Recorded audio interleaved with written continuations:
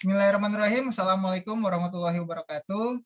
Pada kesempatan kali ini kita akan membahas mengenai manajemen proyek. Dan hari ini saya sudah kehadiran sahabat saya, ada Bapak Adik Ahmad Unggul Nugroho MT. Apa kabar, Pak? Baik, Pak Surya. Alhamdulillah baik. Gimana kabarnya, Pak Surya? Alhamdulillah baik juga, Pak. Kali ini saya tidak menjelaskan sendiri ya, jadi ada Pak Adik yang kita akan berdiskusi tentang CPM dan PERT. Monggo Pak Adik, silakan untuk share-nya. Oke, baik Pak Surya, saya share screen dulu. Oke Pak Adik, hari ini kan kita bicara tentang PERT dan CPM. Saya penasaran nih, CPM dan PERT ini apa ya Pak? Kita coba bahas dulu ya. Di sini PERT CPM ini adalah suatu alat ya, manajemen proyek yang digunakan untuk melakukan penjadwalan, lalu mengatur dan mengkoordinasikan bagian-bagian pekerjaan ya yang ada di dalam suatu proyek. Lalu untuk PERT-nya sendiri atau program evaluasi dan review teknik. Nah, di sini adalah teknik manajemen proyek yang menggunakan 3 perkiraan waktu, yaitu waktu optimis, pesimis, dan likely. Kemudian terkait CPM sendiri, yaitu Critical Path Method. Di sini teknik manajemen proyek yang menggunakan hanya satu fokus pada per aktivitasnya saja, Pak. Untuk langkah-langkahnya mungkin ada ya Pak, untuk membahas mengenai tentang CPM dan PERT ini? Ya, oke, untuk langkah-langkahnya, PERT dan CPM ini ada 6 langkah, yaitu mengidentifikasi proyek dan menyiapkan struktur pecahan kerja ya. Lalu kedua, membangun hubungan antara aktivitasnya seperti apa. Lalu yang ketiga, menggambarkan jaringan yang menghubungkan keseluruhan aktivitas. Keempat, menetapkan perkiraan waktu dan atau biaya ya tiap aktivitasnya. Kemudian 5, menghitung jalur ya, waktu terpanjang melalui jaringan. Nah, ini disebut juga dengan jalur kritis, Pak. Lalu di sini menggunakan jaringan untuk membantu perencanaan, penjadwalan, dan pengendalian proyek. Seperti itu, Pak. Dari 6 langkah ini nanti prosesnya bisa kita bahas mungkin Pak, biar lebih jelas lagi proses dalam CPM dan PERT ini. Baik, di sini ada proses dalam PERT dan CPM. Di sini yang pertama itu adalah membuat komponen jaringan. Kemudian selanjutnya itu adalah penjadwalan, jadwal aktivitas dan jalur kritisnya. Jadi ketika komponen jaringan kita buat, lalu kita cari aktivitasnya, jadwal aktivitas dan jalur kritisnya. Kemudian di sini yang ketiga itu adalah hambatan aktivitas atau slack time ya, seperti itu. Lalu keempat, kemungkinan waktu penyelesaian aktivitas. Nah, ini yang keempat ini adalah PERT. Jadi 1, 2, 3 itu adalah untuk CPM-nya. Keempat itu adalah untuk PERT-nya sendiri. Seperti itu, Pak. Jadi judulnya itu kebalik sebenarnya, seharusnya CPM dan PERT gitu, bukannya PERT dan CPM seperti itu. Karena CPM PERT-nya itu ada di bagian bawah. Seperti itu, Pak. Setelah kita menghitung CPM-nya dari poin 1 sampai 3, nanti berikutnya ada terakhirnya di PERT. Kurang lebih seperti itu ya, Pak ya? Ya, seperti itu. Oke. Mungkin bisa dibantu Pak dijelaskan per poinnya biar kita lebih paham. Oke, baik. Coba kita bahas dulu terkait yang pertama, komponen jaringan. Di sini jaringan CPM ya atau PERT menunjukkan saling berhubungan antara satu aktivitas dengan aktivitas lainnya dalam suatu proyek. Lalu di sini ada 2 pendekatan untuk menggambarkan jaringan proyek, yaitu dengan titik ya, dengan titik atau AON, activity on node ya, itu, dan kegiatan pada panah, yaitu aktivitas on arrow atau AOA. Nah, di sini pada CPM ini ada 2 jenis ya, jadi ada AON dan AOA. Kemudian pada koneksi AON titik ya, menggunakan titik menunjukkan aktivitas, sedangkan untuk pada AOA panah menunjukkan aktivitasnya. Ini menarik nih, ada AON, ada AOA. Kira-kira ada perbedaannya nggak nih Pak? Di sini tetap sama ya, terkait pensimbolannya yang digunakan itu sama, dua-duanya itu sama-sama menggunakan panah ya, terus menggunakan lingkaran, dan sini ada anak panah yang terputus-putus. Nah, coba kita lihat perbandingannya Pak di sini. Nah, di sini ada perbandingannya antara AOA dan AON. Pertama, di sini ada aktivitas ya, A datang sebelum B, yang datang sebelum C. Jadi pada proses AON, dia aktivitasnya itu di dalam node-nya sendiri ya, A, B, dan C. Nah, ini aktivitas A sebelum B, dan yang akan datang itu adalah C. Namun kalau di AOA, dia node, lalu di panahnya itu baru ada aktivitasnya, seperti itu Pak. Seperti itu juga untuk misalnya percabangan ya, ketika ada percabangan sama seperti itu. Ya, jadi node-nya itu node aktivitas itu ada di node tukul AON ya seperti itu. Lalu untuk di AOA ada di panahnya. Seperti itu juga kalau apabila kecabangan seperti ini. Ya, sama bentuknya. Jadi ya intinya perbedaannya ada di ketika AON itu ada di node-nya untuk aktivitas, untuk AOA ada di panah. Seperti itu, Pak. Baik. Baik, di sini berarti saya melihat bahwa poin A, B, C itu saling terkait sehingga ketika B ingin berlangsung itu tidak bisa sebelum A itu selesai gitu ya Pak ya? Iya, kalau kita lihat dari ini ya di sini A harus selesai dulu baru bisa menjalankan kegiatan B. Kegiatan B berjalan baru bisa lanjut ke kegiatan C seperti itu. Nah, kalau di sini pada proses kedua A dan B itu bisa berjalan bersamaan. Ya, selesaikan A dan B baru bisa dengan kegiatan C. Oh, berarti kalau A doang atau B doang nggak bisa ya Pak ya? Iya, nggak bisa. Ini harus bersamaan, selesai baru bisa melaksanakan C. Seperti itu, Pak. Lalu untuk kalau kegiatan yang ini, yang A, ya seperti itu, A, lalu berjalan aktivitasnya harus selesai dulu A, baru bisa berjalan B dan C. Oh, seperti baik. itu. Dan proses selanjutnya juga ini, kalau misalnya ada kegiatan A dan B bersamaan, lalu membuat silang ya, seperti itu, A harus selesai dulu, baru bisa berjalan B, A juga selesai dulu baru bisa berjalan C. Begitu juga B. B itu selesaikan dulu baru bisa berjalan C. B harus selesai dulu sebelum jalannya D. Gitu. Berarti dengan kata lain silangan ini berarti kegiatan C tidak akan bisa berjalan ketika kegiatan A dan B belum selesai. Begitupun yang D tidak akan bisa berjalan sebelum kegiatan A dan B selesai. Ini menarik sih Pak. Begitu, Jadi Pak. ada kegiatan paralel yang sebenarnya bisa berjalan beriringan, namun ada kegiatan sebelumnya yang sangat mempengaruhi kegiatan yang akan dikerjakan. Gitu ya Pak ya? Seperti itu. Iya Pak, seperti itu. Kan dia sudah dijelaskan pada keterangan ada aktivitas. Iya, di arti dan aktivitas di situ sudah dijelaskan, jadi bisa dipahami dari tulisan itu. Namun di sini ada dua activity, ada activity on node dan ada activity on arrow, di mana node itu adalah yang lingkaran-lingkaran dan untuk arrow itu adalah panah, sehingga huruf A, B, C-nya itu bisa kita lihat bedanya ada di sana. Yang satu ada di dalam lingkaran, sedangkan yang satu lagi ada di bawah panah. Kurang lebih gitu ya Pak Dik ya? Ya, seperti itu. Di bawah atau di atas panah sama aja Pak. Gitu.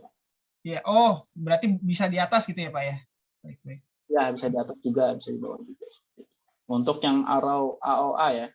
Ya. Untuk yang diaktifkan. Yang arrow, betul. Tapi kalau di node-nya itu harus di node ya. Jadi aktivitas itu ada di dalam node-nya seperti itu Pak. Iya, bicara. Menarik. Jadi di sini bisa digarisbawahi bahwa kondisinya dibedakan dari penempatan hurufnya ya Pak ya?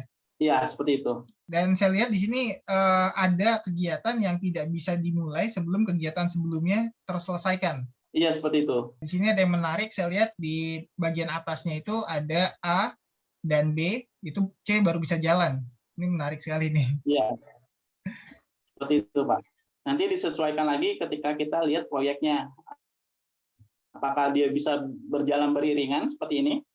Ketika A selesai, apakah bisa dia berjalan beriringan atau tidak bisa seperti itu? Nanti disesuaikan dengan jenis proyek yang kita lakukan. Begitu, seperti itu Pak. Oke, jadi B sama C bisa barengan ya Pak ngerjainnya ya? Ya, bisa barengan seperti itu.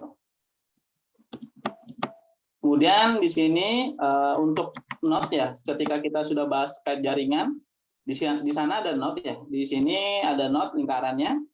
Nah, di sini ada terdapat 9 bagian, yaitu yang pertama ada LES, ada element start, kemudian ada list finish, selanjutnya ada lastest start ya, kemudian ada lastest finish, kemudian di sini ada nama aktivitas atau simbol ya. Biasanya kalau kita menyimbolkan aktivitas itu biasanya kita A, B, C seperti itu, agar dapat dimudah untuk dituliskan di notes itu.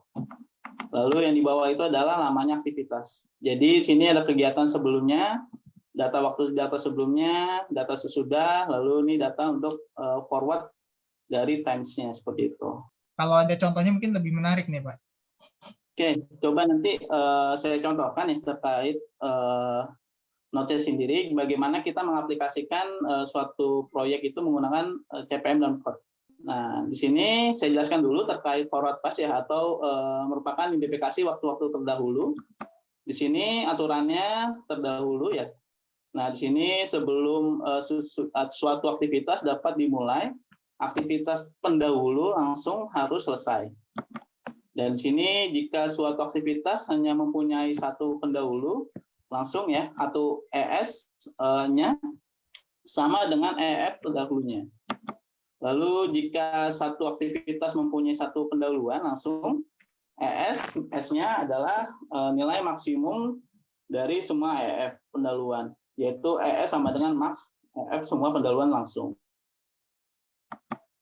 Aturan selesai terdahulu, waktu selesai terdahulu adalah EF dari suatu aktivitas adalah jumlah dari jumlah waktu terdahulu ES ya, dan waktu efektif ES sama dengan ES tambah waktu aktivitas. Selanjutnya setelah kita bahas terkait forward pass, lalu kita sekarang membahas terkait backward pass. Nah, di sini merupakan identifikasi waktu-waktu terakhir.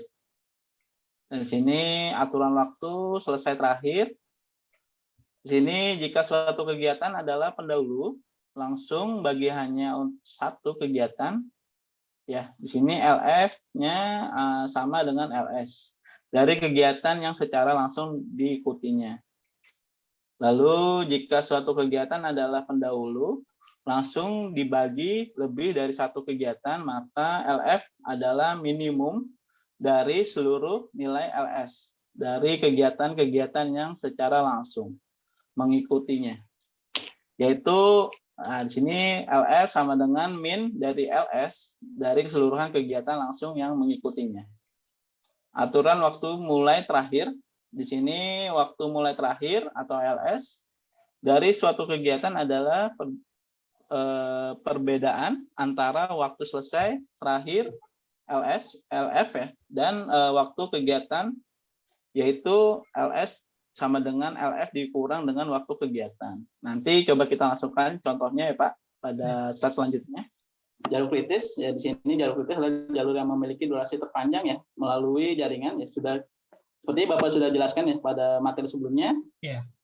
Lalu arti penting dari jalur kritis adalah jika kegiatan yang terletak pada jalur kritis tersebut tertunda, maka waktu penyelesaian proyek secara keseluruhan otomatis juga akan tertunda.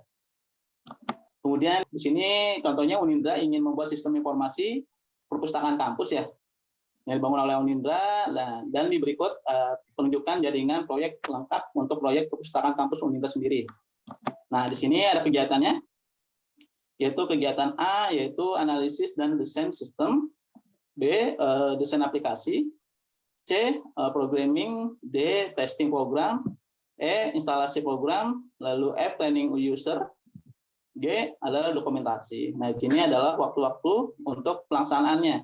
Ketika kita melaksanakan analisis dan desain sistem itu dibutuhkan waktu 14 hari, desain aplikasi 12 hari ya, seperti itu, programming yaitu sebanyak 36 hari, lalu testing program 8 hari, instalasi program 4 hari, kemudian training user 2 hari, dokumentasi 16 hari.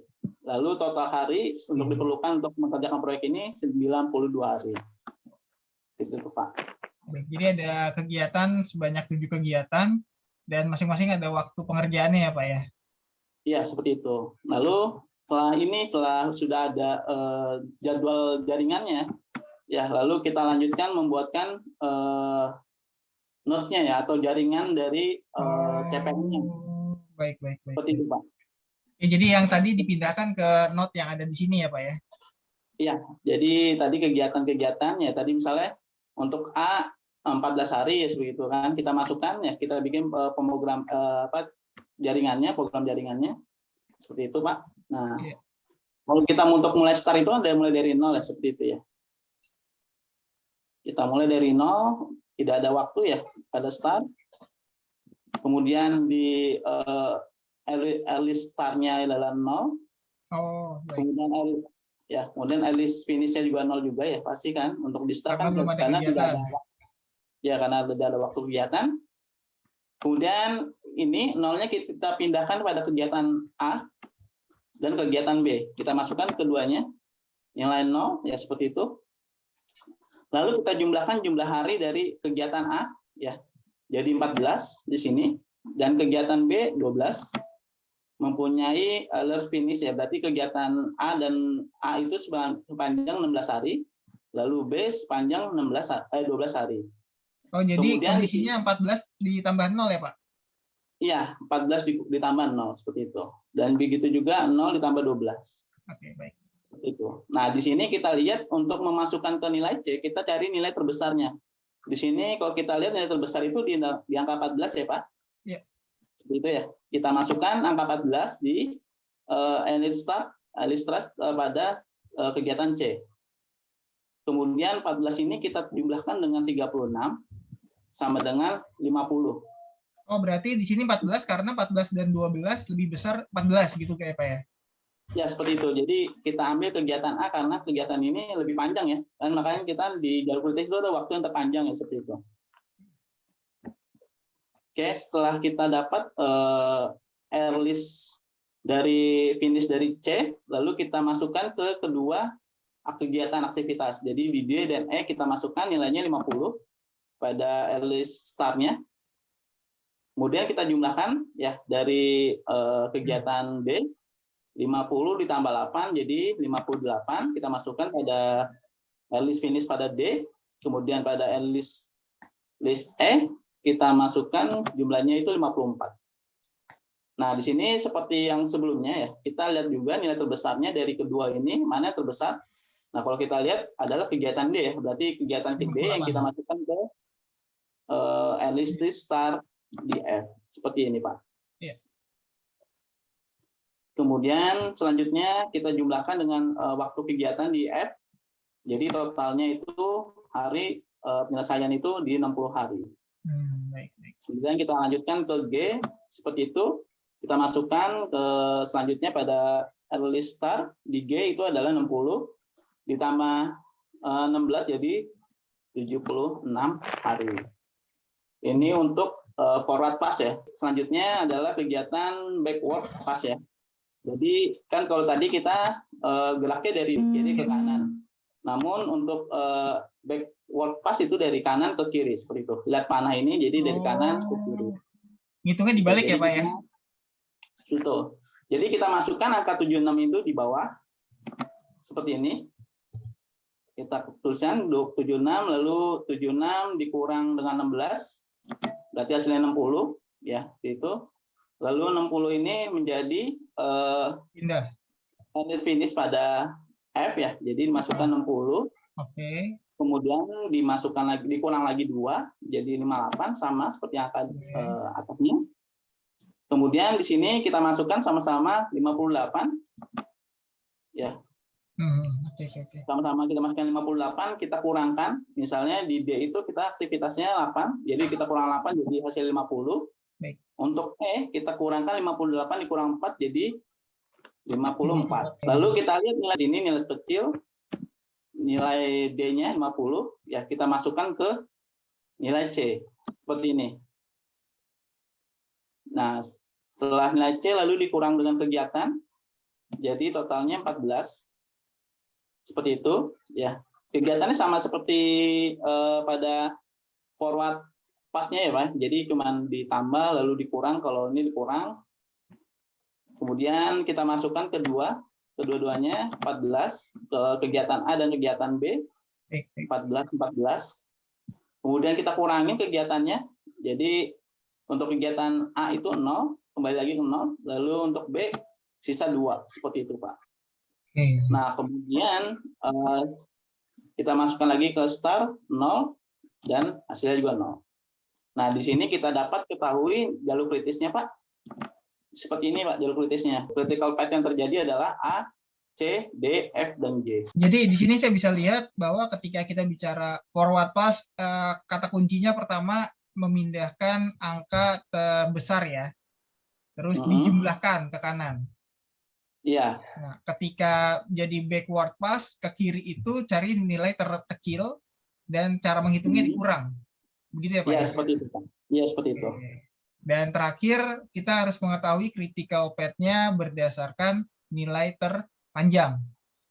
Ya, misalnya kita lihat dari sisi sini aja, Pak. Misalnya posisi yang di list startnya, kita lihat analyst start ini sama, ukurannya sama, 15, 14, 14, lalu 50, 50, 58, 58. Nah, itu yang kita lihat kan dari kenapa itu critical path. Jadi dia harus sama, Pak, nilainya. Seperti Oh, itu. harus sama. Ya, kalau kita lihat sama serinya yang 14, 50, 58, 60, 76. Nah, ini tidak dilewatin karena tidak dia berbeda ya. 54, 58 seperti itu, Pak. Oh, berarti kalau misalkan ada 3 jalur, tetap yang dilihat adalah yang sama ya? Yang Iya, belakangnya yang sama. sama nilainya. Selanjutnya itu adalah hambatan aktivitas atau slack time ya. Di sini waktu slack atau slack time yaitu waktu bebas ya, yang dimiliki oleh setiap aktivitas untuk bisa diundur, nah tanpa menyebabkan keterlambatan proyek keseluruhan.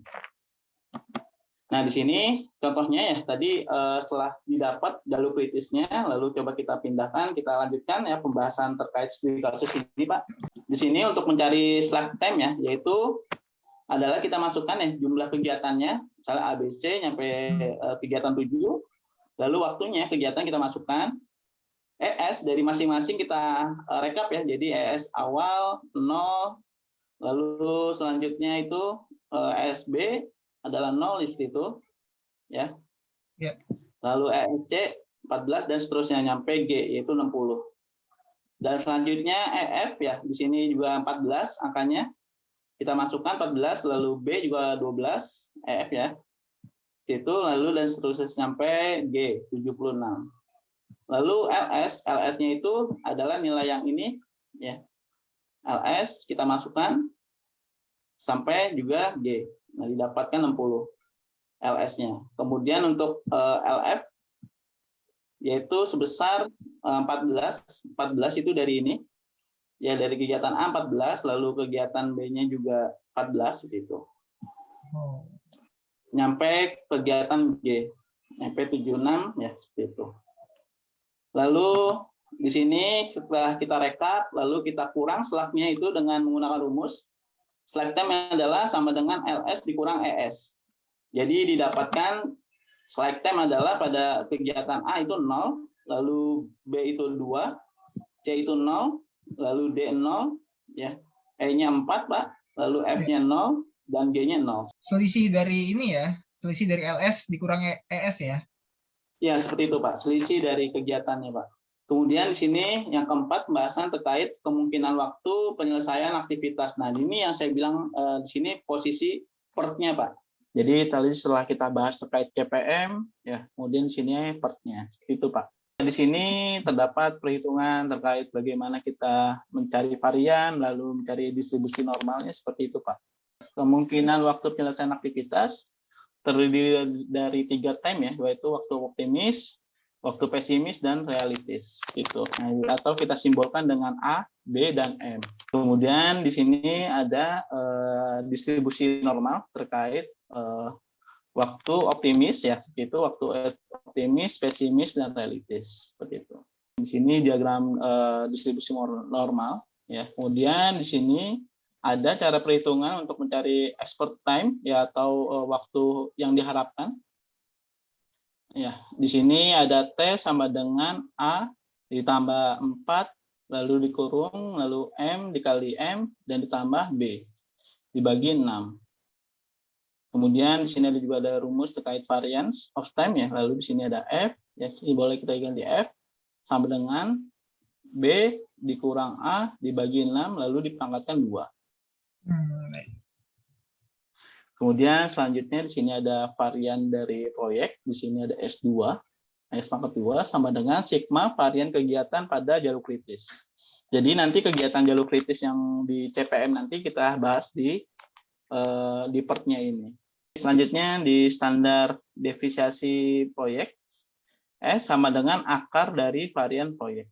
Kemudian nilai deviasi dari normal, Z sama dengan batas waktu, N dikurang waktu penyelesaian yang diharapkan dibagi dengan S. Kemudian coba kita langsung di sini ada contohnya terkait part ya. Di sini ada untuk menjalankan proyek sistem informasi pertukaran kampus ya di Unindra. Di sini melalui 7 kegiatan, lalu di sini manajer proyek membuat perkiraan waktu dan hasilnya sebagai berikut. Nah, jadi di sini sama studi kasusnya sama kayak tadi, ya jalur kritis yang kita masukkan ke sini ya. Nah, tadi dari kegiatan A dia termasuk jalur kritis, B, C kemudian jalur kritis, D itu kegiatan jalur kritis, F jalur kritis seperti itu ya, dan G jalur kritisnya. Nah, di sini adalah asumsi yang diberikan oleh manajer proyek ya terkait perkiraan waktu ya, pesimis, optimis dan realitanya seperti itu. Ini adalah jadi satuan hari. Nah, di sini waktu yang diharapkan itu kita bisa melihat rumus ya sebelumnya. T sama dengan A ditambah dengan 4 dikali M ditambah B dibagi dengan 6. Variansnya itu kita juga ambil dari rumus ya, varian of time-nya. F sama dengan B dikurang A dibagi 6 dipangkatkan 2, seperti itu. Nah, itu didapatkan jadi hasilnya seperti ini. Ya, jadi jalur kritis ini adalah waktu yang 3 waktu yang dari partnya sendiri, Pak. Lalu di sini ada jalur kritis dan sini ada waktu yang diharapkan dan waktu varian. Kemudian kita lanjutkan untuk menghitung dari varian proyek ya kita ambil dari rumus sebelumnya terkait varian proyek yaitu sigma varian kegiatan pada jalur kritis. Berarti kegiatan jalur kritis itu ada di varian A, varian C, varian D dan varian F dan varian G. Kita jumlahkan nilai-nilai dari nilai varian itu 0,11 ditambah 0,11 ditambah 0,44 ditambah 1,78 ditambah 1,78. Seperti itu, Pak. Lalu didapatkan hasilnya itu 4,22. Itu untuk varian dari proyek. Kemudian selanjutnya kita hitung STDV dari proyek sendiri. Nah, di sini STDV itu adalah akar dari varian proyek. Kita tinggal akarkan hasil dari varian proyek. Jadi akar 4,22 didapatkan sebesar 2,5 hari. Kemudian di sini Unindra menetapkan batas waktu penyelesaian proyek ini yaitu selama 93 hari. Sedangkan rencana si manajer proyek ini adalah 92 hari untuk penyelesaian dari proyek pembuatan sistem informasi dari perpustakaan tersebut. Lalu coba kita hitung nilai deviasi dari normal. Nah, di sini ada Z sama dengan batas waktu atau N dikurang dengan waktu penyelesaian yang diharapkan dibagi dengan S. Kemudian kita masukkan nilainya 93 hari, yaitu waktu batas waktu penyelesaian dari si pihak Unindra dibatasi atau deadline-nya, namun di sini dikurang dengan rencana kegiatan pada sebelumnya ya, pada 90 hari. Lalu dibagi dengan nilai S yaitu 2,05 hari. Kemudian didapatkan nilai yaitu 0,48. Nah, dari nilai 0,48 ini kita cari di tabel distribusi normal ya, Pak. Ya. Jadi kalau kita cari di Google tuh ada tuh tabel distribusi normal. Kita lihat nilainya itu 4 ya. Di sini kan 0,4 berarti 0,4 ini ya. 0,4 lalu menuju ke 8. Jadi 0,48. Jadi kita masukkan yaitu sebesar 0,6844. Nah, itu maksudnya adalah di sini peluang yang didapatkan adalah 0,6844. Nah, itu artinya adalah peluang terbesar itu adalah 68,44% untuk perusahaan menyelesaikan proyek tersebut dalam kurun waktu 93 hari. Kan kita udah tahu nih penggunaan CPM dan PERT. Kira-kira kelebihannya apa sih kalau kita menggunakan ini dan kira-kira ada kekurangannya nggak nih, Pak? Di sini kelebihannya ya sangat bermanfaat untuk penjadwalan dan mengendalikan proyek besar. Lalu yang kedua itu konsep yang lugas ya, secara langsung dan tidak memerlukan perhitungan matematika yang rumit. Kemudian network dapat untuk dilihat hubungan antara kegiatan proyek secara cepat ya. Kemudian analisis kritis dan SLAC membantu menunjukkan kegiatan yang perlu diperhatikan lebih dekat. Lalu sini dokumentasi proyek dan gambar menunjukkan siapa yang bertanggung jawab untuk sebagai kegiatan. Lalu yang keenam itu dapat diterapkan untuk proyek yang bervariasi. Setelah kita bahas terkait kelebihan, udah pasti ada kekurangan dari CPM dan PERT ya. Nah, di sini kekurangan dari PERT sendiri ada kegiatan yang harus jelas dan hubungannya harus bebas dan stabil. Kemudian hubungan pendahulu harus dijelaskan dan dijaringkan bersama-sama. Lalu yang ketiga, perkiraan waktu cenderung subjektif ya subjektif dan tergantung pada manajer. Itu yang tadi saya bilang, Pak. Jadi ada waktu optimis, pesimis, dan realistik itu sesuai dengan tergantung dari manajer sendiri secara subjektif, tapi dia tidak melihat dari hal-hal lainnya. Seperti nanti ketika kita melakukan kegiatan proyek ada risk atau resiko-resiko yang terjadi pada di lapangan. Itu tidak dipikirkan seperti itu, Pak. Seharusnya lebih dipikirkan lebih ke lapangannya seperti apa. Itu sih. Faktor penghambat tidak diperhitungkan ya? Iya, seperti itu. Walaupun sudah ditempatkan ya waktu pesimis, waktu optimis kan seperti itu. Namun ini hanya dari manajer saja gitu, Pak. Baik. Lalu di sini ada bahaya ya tersumbung dengan terlalu banyaknya penekanan pada jalur kritis, maka nyaris kritis perlu diawasi. Ini menarik sekali ya, luar biasa. Baik, terima kasih Pak Adik atas sharingnya hari ini, luar biasa sekali. Jadi kita lebih paham lagi, tambah ilmu lagi mengenai CPM dan PERT, sehingga nanti ketika kita ingin menjalankan sebuah proyek, kita punya perhitungan yang matang dalam melaksanakannya.